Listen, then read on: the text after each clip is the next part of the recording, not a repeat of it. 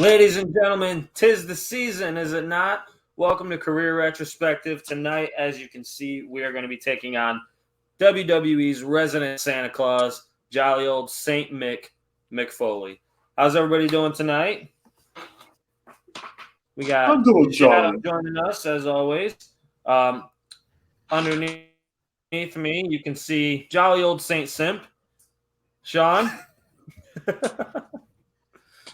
Joining us tonight for the first time. Why don't you introduce yourself, Rusty? Hi, I'm Rusty Blackwell, the Backwoods Butcher. I'm a pro wrestler that works out of Sturgeon Falls, Ontario, Canada. And I'm really happy to be here to talk about one of my wrestling idols, Mick Foley. I mean, you kind of look like Terry Funk. I'll take it. Wait, this wasn't Terry? Cameo lied to me. I love that match. Excuse me. All right. So, Santa, what would you say is your favorite moment or promo from Mick Foley's career? My favorite moment, oh boy, I have to go with the "This Is Your Life" segment. The moment he won his first world title, and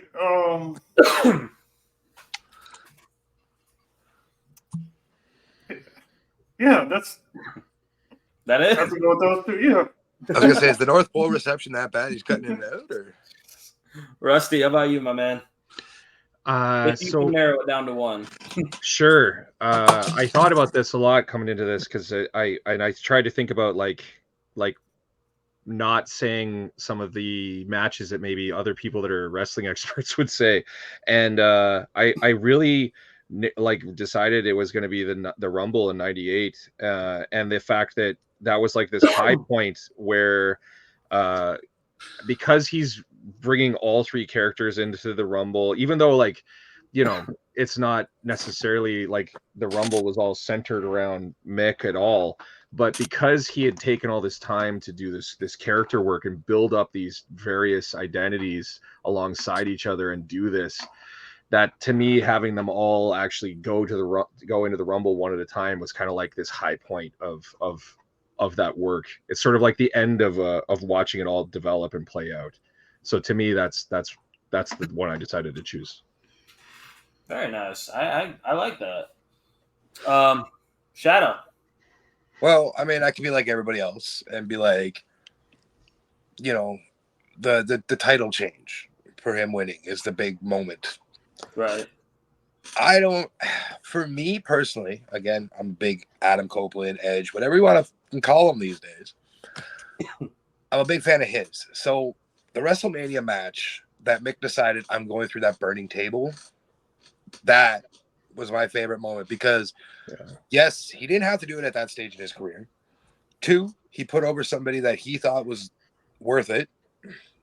He keeps giving back. A favorite promo of mine is after he won his world title because it was so genuine and just, he did the whole Rocky thing with the "Hey, yo, Adrian," the entire locker room cleared out for this man. Like, even the heels that hated him were all clear. And, it was great. It's like one of those moments in time that heel and face didn't matter. It was just a celebration of a man who worked his ass off to get to the pinnacle. Mm-hmm. And then match is coming up next, I'm sure. So we'll talk about the matches. But there's so many moments, and it's hard to choose. And I love Rusty's example, too. That is just iconic because it was the ultimate payoff for the three faces of Foley. Yeah, absolutely. You talk about the hardcore match with Edge, something that I kind of want to touch on really quick too. Earlier in the year, Edge cashed in the Money in the Bank briefcase, won the title from John Cena, lost it 3 weeks later at the Royal Rumble. Stupid, right? John Cena's defending the WWE Championship against Triple H at that WrestleMania. Rob Van Dam wins Money in the Bank. 2 months later, after WrestleMania, Money in the Bank, he cashes in at One Night Stand, has to lose the championship like a month later because he got arrested for pot, right? Yeah. So they put this triple threat match on. I think it was an episode of Monday Night Raw, if I'm not mistaken. They didn't take the safe route and put the title on John Cena. Edge won that fucking match. And I think the reason they put Edge back in the world title picture is directly related to his performance with Mick Foley at WrestleMania that year. 100%. I think they could have easily taken the safe route and given it back to John Cena, which they eventually did a few months later anyways. But they let Edge take that title and run with it for the entire summer, and he killed it. He absolutely killed it. And I 100% credit that match with Mick Foley for that. That being said, my favorite Mick Foley moment is probably the Kane Dewey promo, just because it's so sadistic, and the fact that he took a sign that someone brought to an ECW show that said Kane Dewey because somebody wanted him to strike his then 3-year-old son with a Singapore cane and turn it into this promo, just speaks to the level of like brain power that man has. Like the ability to entertain and turn anything into must-see television. I think it's definitely got to be that for me, because it's just I watch it a lot. Like I'll go down the YouTube wrestling hole and I'll eventually stumble upon it and I'll watch the whole fucking thing in its entirety. He arguably was one of the few ring psychology geniuses at the time. Oh yeah, that understood how to read a crowd, how to play off them, when a lot of wrestlers, like The Rock, did not know how to take that. Right. And Mick ran with it. Like, he truly is born to be what he was. Oh yeah. Like, without a shadow of a doubt in my mind, he was born to be what he was. Oh yeah. I'm a little surprised no one said the Hell in a Cell bump, honestly. I think that's overplayed. I mean, it was in the opening sequence for WWE for like 10 years. The thing that annoys me about that the most, and I think Taker's touched on it, and so is Mick, they don't talk about it. Yeah. Like, it always gets brought up to them, and I think Taker said it annoys him now. Because they both are so much bigger than that moment now. Yeah. Oh, yeah. That it's just tiresome to keep going over it. Well, go ahead. I was just going to say, I kind of liken it to people probably asking Taylor Swift about Kanye interrupting her at that awards ceremony 10 fucking years ago. Well, they did that tape review where Mick and Undertaker watched that match was that like a year ago or 5 years ago? I can't remember, but it wasn't long ago. Wasn't that long ago, but I felt like they talked more while they were doing the watching of that match recently than I'd ever really heard about the match. Like, I know this is like silly, but it's like for the longest time, you know how like Mick has one of his teeth stuck in his nose, right? Mm-hmm. I had just thought it was just a big, disgusting piece of snot in his nose. And I had no idea until I watched that recently that was a tooth. I remember they said it later, but I just didn't clue in on that because he already had missing teeth, so I didn't think about it, right? But yep, I actually read that in one of his books that he wrote. I've only read one Mick Foley book, but the one that I read covered a lot of his stuff from the Attitude Era, and I do remember because I used to have a collection of wrestler memoirs. I remember him saying something about it then. And I thought it was a big old boogie too. Like, that's what it looks like on the broadcast. But yeah, it's just fucking tooth. Excuse me. Well, and like WWE at that time, like they weren't really trying to promote the blood and the violence as much. Like that match was kind of an exception at that time period. And like, so even if everybody knew that was his tooth, I don't think they would say that because they weren't trying the gore factor.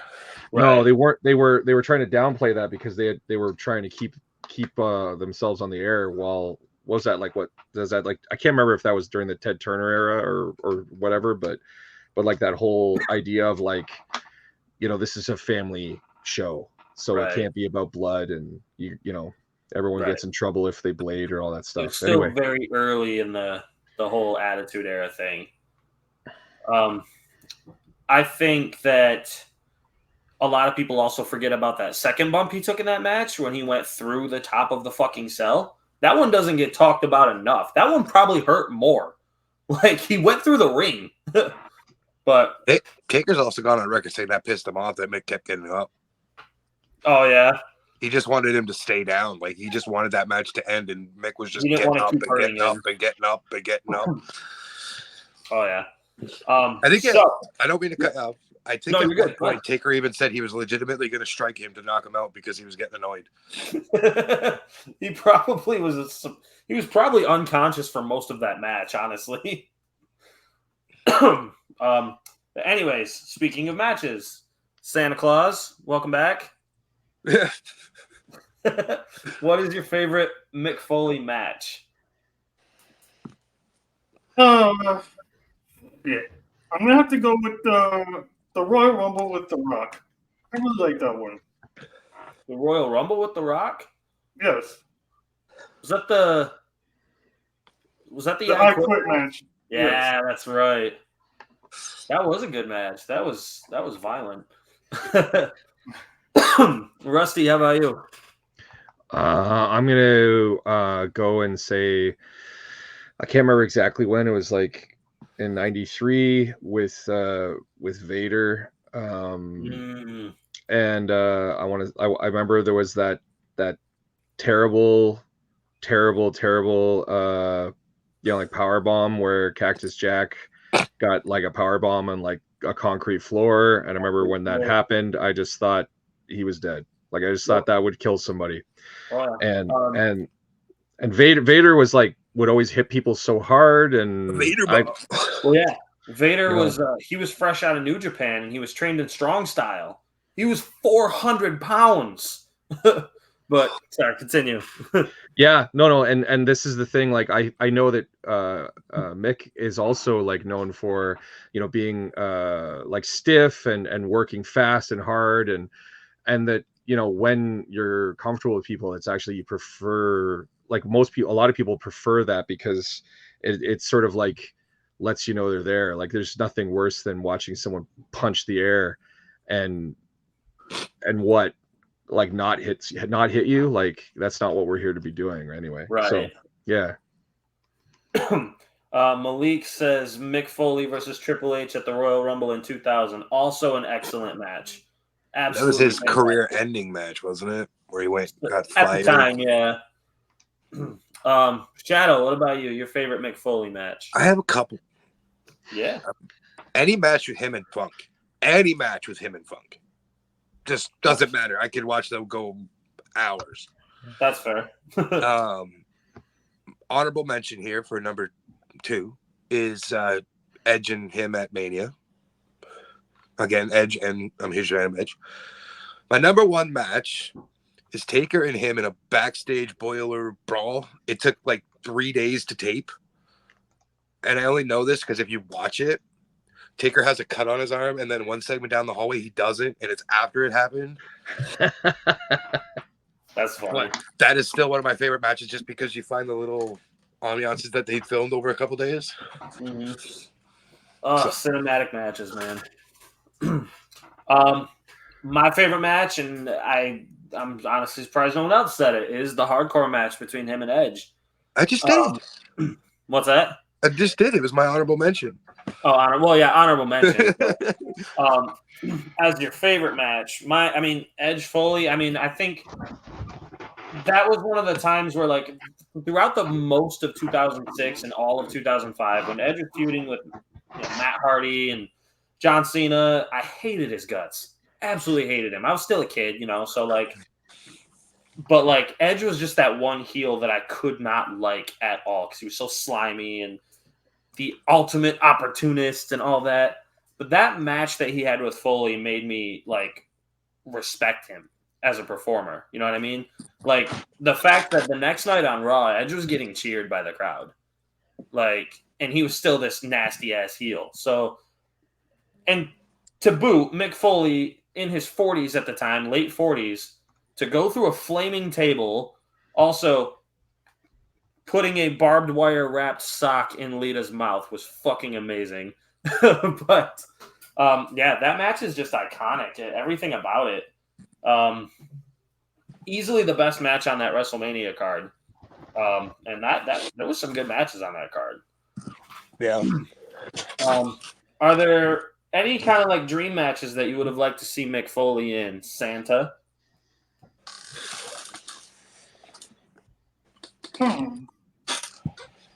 I think Santa likes to see maybe Mick Foley and John Moxley right now. Maybe Mick Foley and sort of Strickland. Anyone from a real promotion?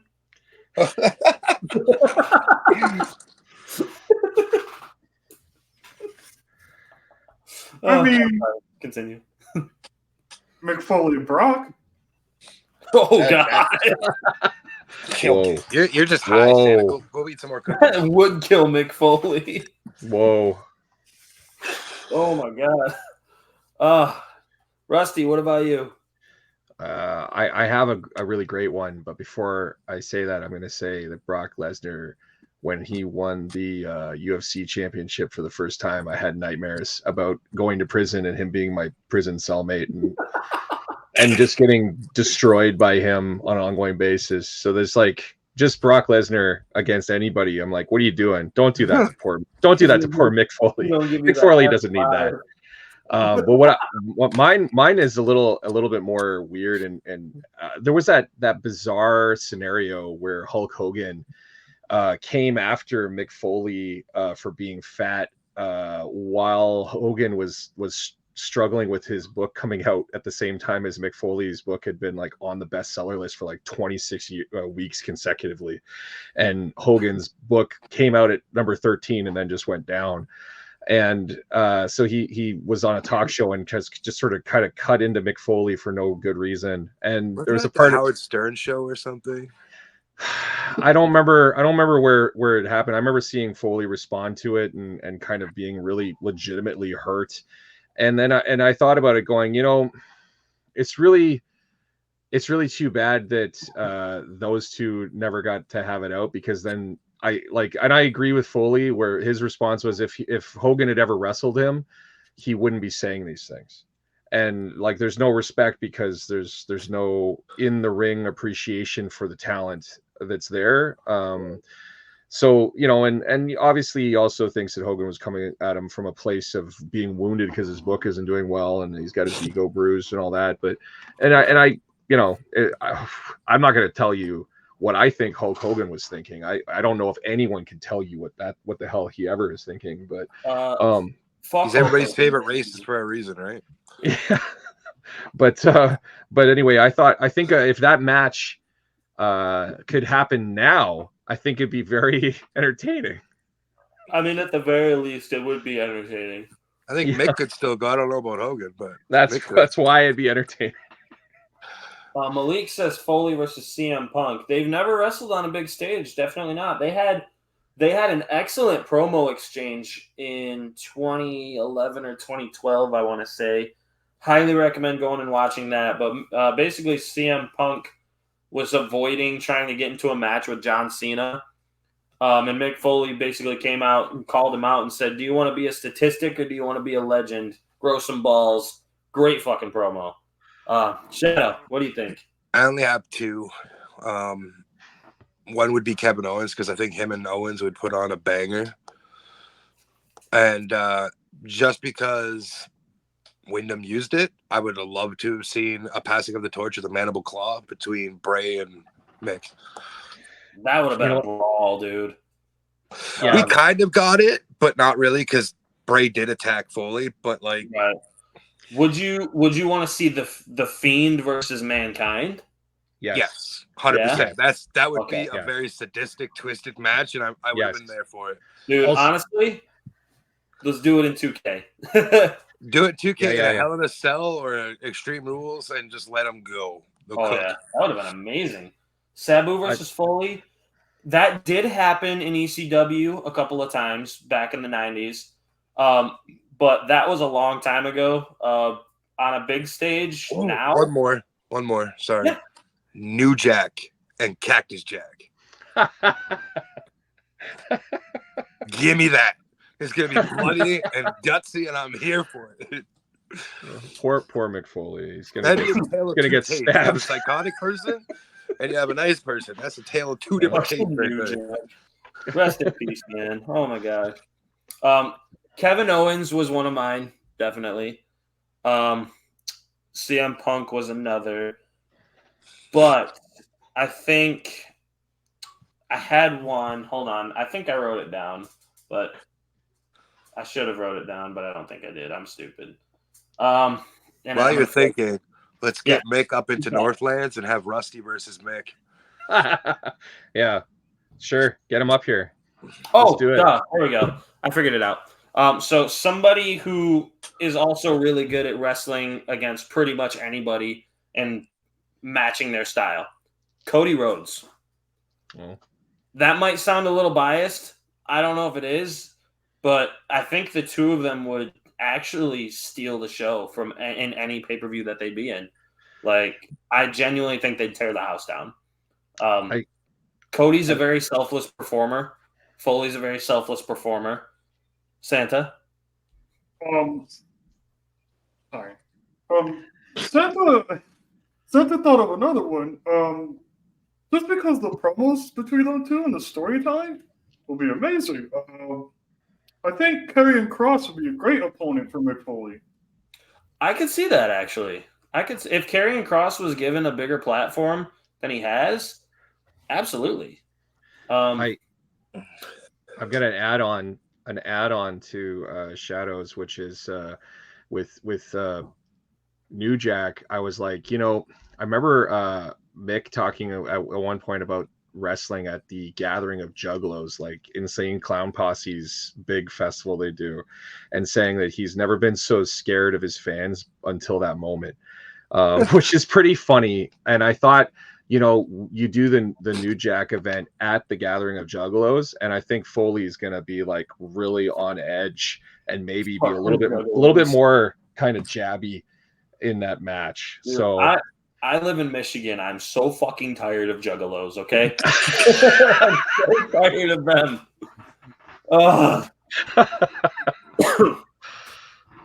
Anyways, there's one dream match that I'm surprised no one mentioned, and it upsets me because it's Mick Foley against arguably the greatest in-ring performer of all time. That is, of course, the Nigerian Giant, Omos. Oh, fuck off.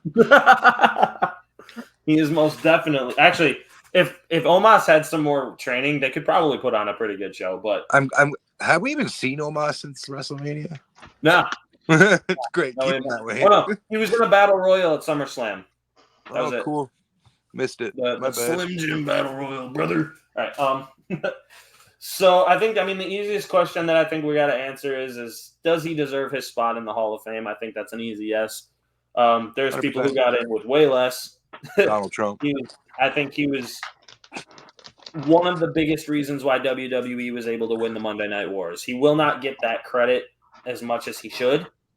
I think he does. He's legitimately one of the greatest superstars of all time, and he doesn't get talked about enough.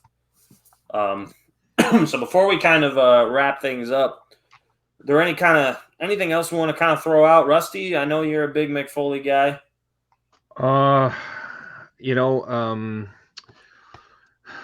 There's something, and this is a bigger conversation. You could probably do a whole podcast, just or video cast or pod or whatever you youngsters are calling it these days. You could probably do a whole episode on just like how death matches have like this huge spectrum of what they actually are, and people just will group them all into like kind of, oh, those are death matches, and that's it. And Mick has been kind of given or earned the title of kind of king of the death match, and I would say it's almost like bringing death matches into the mainstream hemisphere more than maybe necessarily actually being the king of the full spectrum of death matches, even though he did, get explosions and all that kind of stuff, like all the wild stuff. There's still there's so many things that I'm like, I don't even know half of it because I'm not a deathmatch wrestler. But to me, I think that like exploring specifically how Mick was even able to bring like that we talked about that Undertaker match, and how like that was almost like bringing death matches into WWE, and how that kind of happened. That's such a mainstream thing. It's so bizarre, but to me, like that's a big deal, like that, you know. So to try to throw that credit to him in that way, even though obviously there's other people that have also done the hard work of that, I think it's important to bring it up. Yeah, absolutely. I 100% agree with that. Santa Sean, I saw you had your hand up. You know, as Santa Claus, I know who to call if I want to take a vacation one Christmas year. Mick Foley as a Santa Claus, we didn't get touched on, but him is a 10 out of 10. And Mick Foley, call me up sometime. Let's have some eggnog sometime. Fucking Christ. I'll call Mrs. Claus and let her know that I'm coming down for a vacation. Shadow? Any closing remarks to get that out of my brain? I have nothing other than I need to see Mrs. Claus's OF. So, ooh, it's actually OE, only elves. Yeah, all right. Right. You can see that with milk and cookies, you know. Ooh. All right. With that being said, hey, look at Rusty, look at that. The Backwoods Butcher. All right. With that being said, before we sign off, Shadow, where can we find you, my guy? You can find me on Off the Top Media, Ribbon City Radio, doing Ringside Chatter. You catch it when we drop it. It's typically Mondays now at least for the foreseeable future, as we all have busy schedules. We talk everything hockey related. Sorry for the interruption. Returns in January, where we don't even care that we interrupt your night, but we'll be bringing that attitude back in the new year. So get ready for it. And if you care, I don't really drop much anymore, but you can catch me on TikTok at that guy Shadow.91. All right. Santa Claus, where can we find you besides the North Pole sticking it with your candy cane to Mrs. Claus? Oh, you can find me on Christmas in your mom's house unloading the sack. Okay. And again, I want to give a big special thanks to our very first time guest here, Rusty Blackwell. Rusty, where can we find you at, my guy? You can check me out at rustyblackwell.com. You can I've got a couple shows. Yeah, that's where it's at. Got to keep busy. Got to represent. So I'm going to be touring with the Canadian Wrestling Elite in Sudbury and Chigang First Nation out on Manitoulin Island in January, as well as a big show with Northland Wrestling on January 25th. January 20th. Oh no! Oh boy! Don't tell Dan. don't tell Dan. On January 20th, I'll be at a big show in North Bay, Ontario. So check out Northland Wrestling on Facebook. Check out Canadian Wrestling Elites, and look for more in 2024. Oh my! Yeah, we're getting there. But before Nate closes, you guys, if you have a chance, well, any of these guys are touring from Northland, make sure you hit up their shows. I love them all. They're great. They've been on the network. They're great guests. I appreciate talking to all of them. Just check them out and give them support. Show them that you're paying attention and give them some love. All right. And before we sign off, real quick, you can find me on TikTok, Nate McNamara WB. That's pretty much all I do right now is just this and occasionally TikTok. I don't even go live on TikTok anymore, but I'll start popping in every now and again if Shadow's not being a racist. I'll